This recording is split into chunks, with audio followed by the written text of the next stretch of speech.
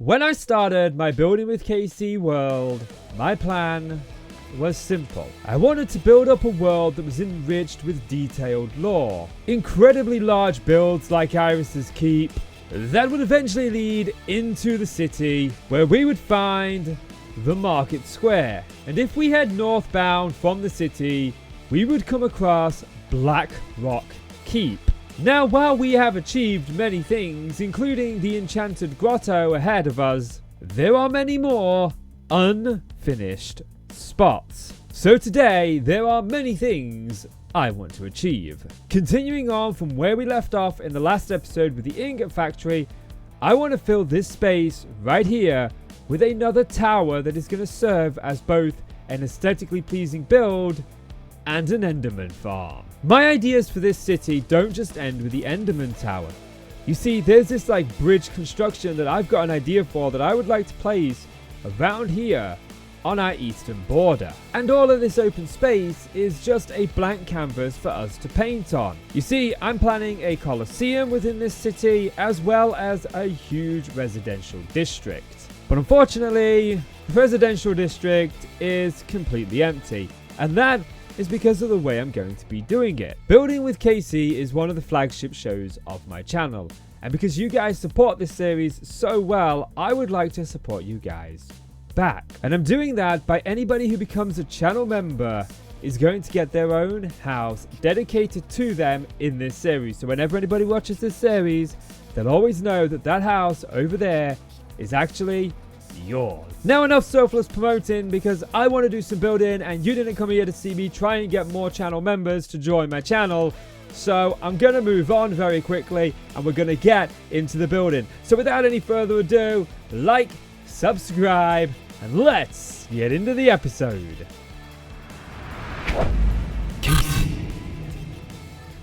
So we're in the ingot factory over here, and I just wanted to say before we get any further into this episode that this is not the final product. There's a lot of rough edges like walls missing.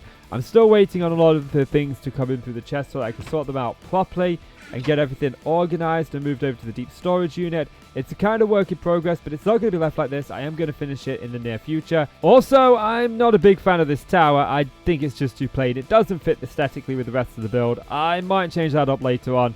But I want to get started on the Enderman farm, and I'm going to show you why. But first, let's place some dirt.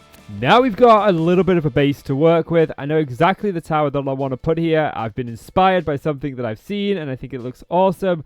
But let's get into why I'm building an Enderman tower in the first place. And it mainly has to do with this swapping wand right here. I've used this before in the series, so if you've been following, you probably know what this does. But it allows me to right-click a block, and then simply place that block and swap out the block I'm looking at. It makes making dirt paths and texturing so much easier, but there is one big downfall with this wand, and that is that it uses player XP. Now I can take any XP that I have and put it into this XP obelisk, and then withdraw it later, meaning that I could take all my 35 levels out of there and use them, or put them back in. But I need a steady source of XP and levels to be able to craft, or rather swap blocks using the swapping wand. Now, most mob farms that I build in this game give me liquid essence, which, yes, I can turn that into XP, but it requires a straw and a long time, and I don't want to do that. So an Enderman farm will give me XP that I can just straight put into this thing, and that's exactly what I want to do. Now you can see in a different world that I've got an Enderman farm right here that is leading the Enderman into some spikes, and they are automatically being slayed, and their XP is being picked up and put into these obelisks, and this is exactly what I want to do, although different design, in Building with KC. So the footprint, you know I love my footprints on this channel. This is going to be the size of the tower going all the way up. I got some really cool ideas for this tower. I really do. First of all, I need to get the bottom in place, which means a good old trip to the ingot factory, where I'm free to peruse all the blocks to decide which one I want to use. So I chose the andesite pillar, and this one down here, the white stone brick, which we're going to pillar 4 up and stick in the corner. And then every 5 blocks, we are going to do the same thing. Then we'll knock out the cobblestone and replace it with these stone bricks. And that would create the foundation for our tower. Next up was actually adding in the platform, and I achieved this by adding in first stone bricks, then coming in with the swapping one to go ahead and change some of them out for the cracked stone variety. Now this is a platform that the tower is actually going to sit on, with us having a staircase up on this side to it. Now we want to take a look at the first floor and how it's going to function. The first floor is going to be the storage floor, where all the Ender Pearls and the XP, etc. are going to be stored.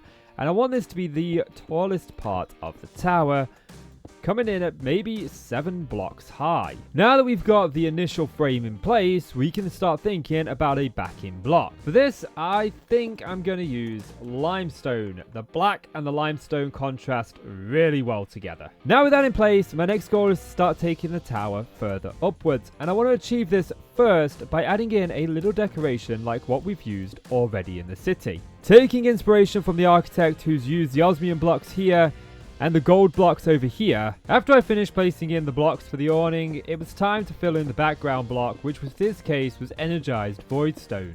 And with the purple on the green, we're getting the feel of Enderman right now, and I love it. And my favorite thing about this block is it kind of twinkles when you look at it. Now there are chiseled variants, but I wanted to go with something just as a decoration, and I really like that. Now when it comes to the second part, the pillar is going to be right here.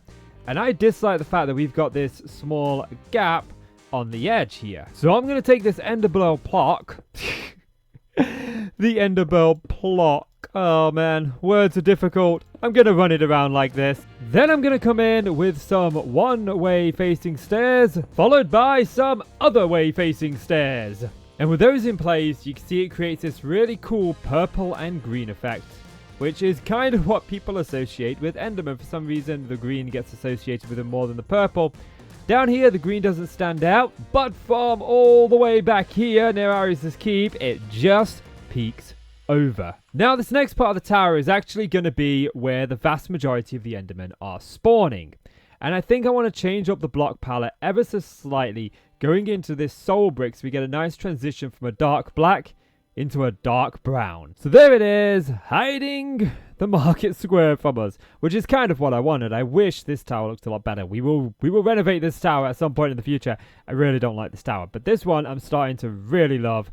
And we've got this, so now I want to come in and I want to back it with granite, which now also brings it in line with a lot of the other city architecture. I want each building to feel unique and its own independent thing, while also feeling like it fits, and I say this all the time. This works. I like the sort of reddish purple that we get from the granite, and the green from the limestone looks really, really good. But I do want to put another one of these right here. To keep it fresh and mix it up a little bit, I'm using these ones that look a little bit like ender eyes. And now we get this really cool view with the purple just poking out, and it really does look like we could put Enderman in there and they would belong. But today's episode isn't just about the Enderman Tower. For me, I mean for the viewer, you guys, of course this is about the Enderman Tower, but for me, it's about leveling up my tower building skills. I'm really trying very hard to make this tower look awesome. And I've done a lot of research and I've looked at what other people are doing, and I've been inspired by a lot of different images that I found, and this one is coming together really well. It's my own design, but I've used the things that I've learned from watching other people design towers to be able to design my own, and I love it. Now the tower is already significantly tall, but I would absolutely love to see just a hint of it peeking out from over there as we approach the city. So before we take the tower up another level, I want to add in another one of these like little decorative awnings we've been doing. Yeah, and from this distance you can get a look at the green and the purple just kind of peeking out. I'm in love with this tower so far. I'm really enjoying building it. Let's get a couple more layers added on. For this layer, I wanted to keep the theme of going lighter as we go closer to the top. So I started using the infernal block that we'd already used in the roofs nearby. Once I had the initial frame in place, it was a case of coming in with a new block to sort of back the darker block.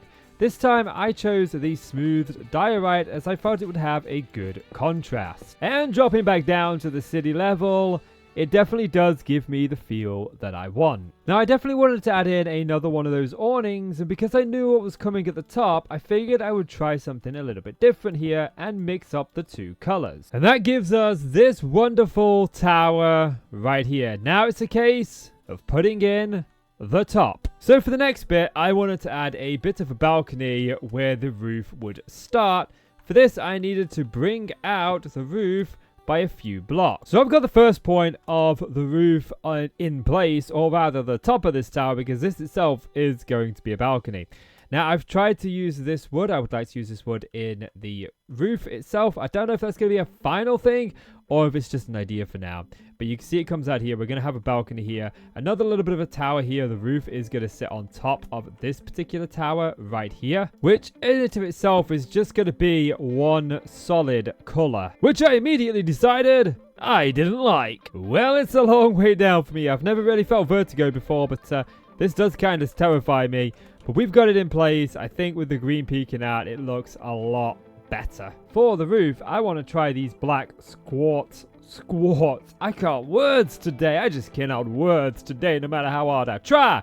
But anyway, I want to try these black quartz blocks. They have kind of like an enigmatic glow to them, like a bluish glow, and I really, really like them. I've got a bit of an idea for how I want the roof to look. With the roof, I wanted to try some new things. I didn't want to go for a super tall incline like we've got on every roof in the city so far, but I still wanted it to be tall in it to itself. So I tried something completely new.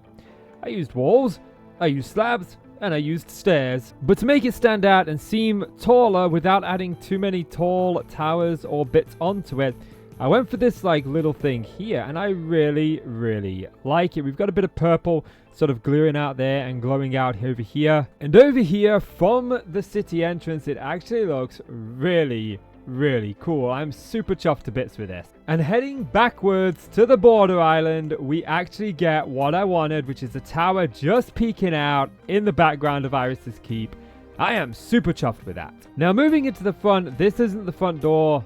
This is the front door. This is where the tower begins, and it's real trippy, just sort of going up here. It's really, really bizarre. Now, I think in keeping with the theme, I might try this wood, and I'm not even going to begin to try and pronounce what this wood is called. It's like eucalyptus wood. Okay, I tried. I failed. It's good. Move on. There are many things we still need to do, and I need to figure out exactly how this inside is going to function. I know for a fact that we're going to be using diamond spikes to slay the Enderman. I'm just not sure where we're going to store everything, how it's all going to work, and what's going to happen. So I'm going to go find a thinking cap and get to thinking. So the first check that I want to make is to ensure that the Endermen are spawning completely inside of the tower. So for the purpose of that, I'm going to set up a vibrant, well, a capacitor bank. Probably shouldn't be a vibrant one now I think about it. We don't want a million spawning. Thinking about this a little bit more logically, actually, they already have some buffer. I've just got it set to activate with signal. So if we say activate without signal, we should see Enderman spawning. And I'm worried that they might be spawning outside. Try as I may, Endermen are not spawning. And I think I might know why. When I built this market square, I put a magnum torch down to prevent mob spawning. The only trouble is, I can't remember where I put it. I have looked all over this place. I cannot find where I've placed those magnum torches. They've got to be here like somewhere. I remember placing them like in these corners when I was building this place. And saying that, I remembered exactly where I put them. I put them behind this corner block. Okay, time to move them. And with that moved, they are now spawning in. We'll turn this off to not spawn. So I've got some sort of concept in place. We're using these conveyor belts to move them to the end and then push them down the hole where you can see they're dying and their XP is gathering. But we'll deal with all that in a moment. This one's got stuck on this, but this is an attract obelisk. We put the soul of the Enderman in it and it attracts the Enderman to it, but it also has a secondary effect, which is what I care about, and that's that it prevents Enderman from teleporting. So Enderman will not teleport. Now I've got to move this a little bit further up there. I think we're going to have a power source up there. There's going to be a lot more that needs to go on here, but first things first, let's get a little bit more of a permanent thing in place. I think one of the Endermen kind of got free. There's a hole in the ground right here, and I didn't put it there. I don't think I put it there. Maybe I did. Maybe I did it when I was looking for the mountain. No, I didn't do it. Enderman did it. Blaming the Enderman. Anyway, I got the inside. You can see here that it's working. It's very, very simple on the inside. We've got chests over here in which we'll be sending additional resources to. So solidified XP is something that we're getting that I haven't got a place for yet. So we'll just pop that there. But the idea is we will have a row of chests here, maybe sending some off to the markets so that we can make a market store where we're selling Ender Pearls. They're a good resource to sell. So maybe we can do that. We're obviously going to have one for the deep storage. Right now, I've just got this myself so I can see what other drops we are getting from the Enderman, and then I'm putting them in here. I've used these ebony drawers, or the, I'm not even going to try to pronounce it. It's the same wood that we've used in the stairs and up there in the roof. For the storage drawers over here, we've got Enderman blocks too, which is good. This is where our XP is coming up. We've already got 2 levels in there. We've got 200 levels already in here. That one, I think, had like 70 levels already in it. One of these had some levels in it. Didn't have too many levels in it, but it definitely had some. And we've got our, whatchamacallit here, our energy. There's just one thing that I want to change. And that's these blocks right here. We're going to put muffling blocks there. Much better. And the final detail to note is I've put a couple of lights around the place. But this one is particularly unique because if we turn this off, this light goes off. And this signifies now that the farm itself should be turned off and we'll stop seeing Endermen spawn. There may be a couple of residual ones left in the system, but now they are no longer spawning. As for the internals, we've got 4 spawners right here. I put this on top, and sometimes Endermen were spawning on top of it, so there's a spike here just to knock them off if they do. We can tier this even further going up. This whole sort of pink area where the granite is a spawnable location that we can put these in the middle. So if we ever do need more levels, I can just easily increase it. I have no idea what I'm going to do in the top 2 spires yet. I do, however, know that it is not spawn-proof. We've got mobs spawning on the outside right here. So I'm just toying around with some design ideas, and I kind of like this if we put some maybe windows here. So for the first layer, I kind of like this. We've got the lanterns sort of dangling down, and they're all at the same height. But when we're down here at street level, it does kind of look as if this one hangs a little bit lower, and it gives some variant to it. As for the next layer, I have a completely different vision in mind. Starting with a slab in the center and 2 upside down stairs on the outer edges. Then near the top, coming in with some slabs to add in an arch. Next, coming in with some dirt and some ender lily seeds. Then covering up the ugly dirt with some more soul brick. Topping off the windowsills, I added in carpenter's fences, which I proceeded to hammer down into a different variety before changing their color to the wood we've been using throughout the build. All in all, I think that gives it a much more completed look. Now, with some added detail, it looks really, really good. I love how we've combined like complex things with simple things. It really does make it pop. The green pops over here. We've got the purple lanterns there. We got the green up there. It looks so nice. And as we come in closer, we can see the Endermen perishing. You can see the tower more clearly now. I carved these Enderman sculptures. They were carved out of these Ender Pearl blocks, but for some reason they've gone pink. But I kind of like them because they blend in with the granite. So they were going to go here, but you couldn't really see them very good. So I put them here and they work really, really well. I like this. So that only leaves me really with this bit, which to be honest, I'll be honest, all right. I forgot about this bit. I got distracted up there. Now I need to figure out what I'm going to put here. And for those wondering, we have 207 levels, which might not seem like a lot, but if we just take like one of these levels away, like one level was 29 normal levels. So we're getting up there with this experience. So I've gone ahead and I've done a couple of things, and you may notice that I did switch out the black quartz. I did like them, but they just felt out of place. Where the stairs do fit in, I felt they were just too much down here. Still kept them in up there. And I've tried to keep it somewhat simple, but also elegant. That's my favorite saying. I try to keep everything simple and elegant by incorporating these bamboo posts as well. But you can see it's just the same pattern on 3 of the 4 sides where we don't have the door. And then the one where we've got the door, it's a slight bit different with this above it. I've incorporated the botanical garden flowers from Botania. I think they really give it that kind of pop that I'm feeling. I kept it with the color theme as well, and I think this place has come together really well. Now I'm going to just take a moment to say that I have approached this episode very differently to how I've done the previous episodes, and I've had a lot of fun. I've kind of taken you guys on a more slow, methodical approach to my building rather than trying to build a bunch of stuff, and I think it's worked out really well. So you'll have to let me know what you think. I'm falling! So you'll have to let me know what you think. I'm not falling this time! Now I could bring the episode to a close right here as we've done the main project for today. But there's a couple of small things that I want to tackle about the city, and I think that doing them at the end of the episode would be a good format. So let's get into it. Mainly this, the deep storage unit, because right now it doesn't have anywhere near the feel that I want it to have. Oh, I do like the view with the sun setting in the background there.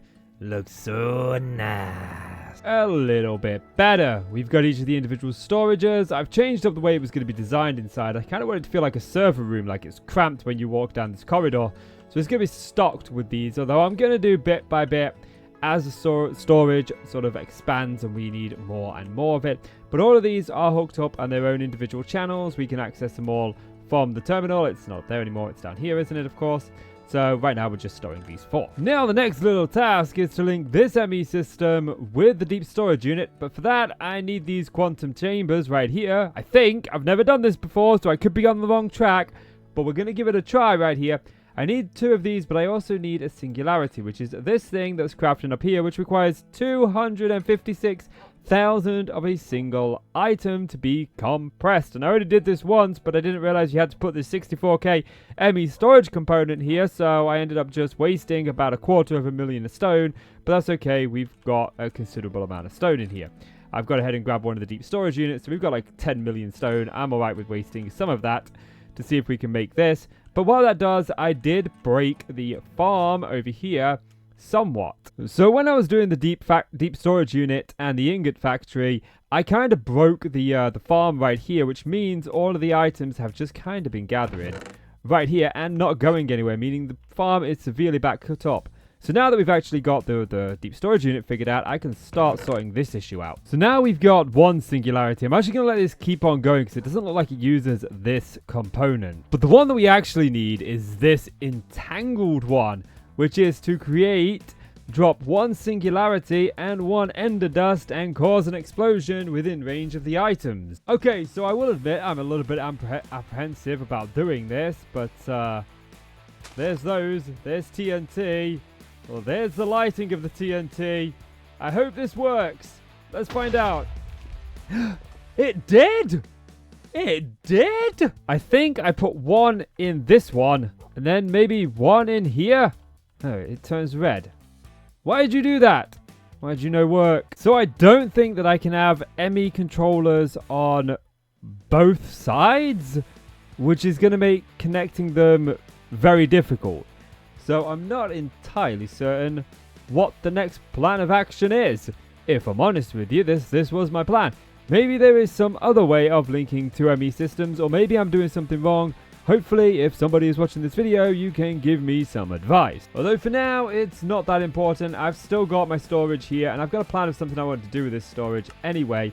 I want to make like a little shop in the shopping district over here, and finally put the market square to good use, where people can come and get a crate worth of these resources for so many emeralds. Although that's a future project, it is something that I am planning though. Now before I finally call it for an episode, there's one final thing that I want to do. You see, over here in Lord Sparkle's kingdom, he's got his own ME system, and this whole system combuzzles him, and he's very confused on how it works and what it does and just basic things like that. So he would prefer to just be able to buy components from me. So we're going to head into the market square and we are going to get ourselves a permit. And we're going to go right next door to the permit office, which is this building right here. Of course, we're going to abide by the rules and display our permit. So the start of the shop is here. We've got this storage components. We go from an empty storage component, which is 1 emerald, all the way up to 64, which is 64 emeralds per singular item.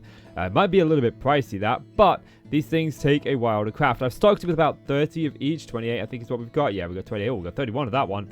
That one's got some more in it, look, than these two do. We've also got a safe over here so that people can pay. Now, while I do plan to do some more stuff in this shop and add more things in the future, for now, that's pretty much it. Today, we set out with one singular goal. That goal was to build up our own Enderman Farm, which we constructed this tower to house. Inside, Endermen find themselves spawning and then falling to their untimely demise. Enderman Tower now sits as the latest addition to our medieval fantasy city build. So that is where this episode is gonna come to a close. Guys, if you've enjoyed the video, please do consider leaving it a like and hit subscribe. I really do appreciate it. And if you want me to build you a personalized house in this series, then don't forget, become a channel member, because every channel member gets their own personal house. But that's it for me. I'm KC, you're the awesome folks. Thank you so much for watching. You take care now, and I'll see you in the next one. Living is a life with meaning. I'll do what I love till my heart stops beating. I'm feeding this demon. Got a taste, can't erase bitterness in my face. Work a job every day till your dreams fade away. Like a card, never change, play the game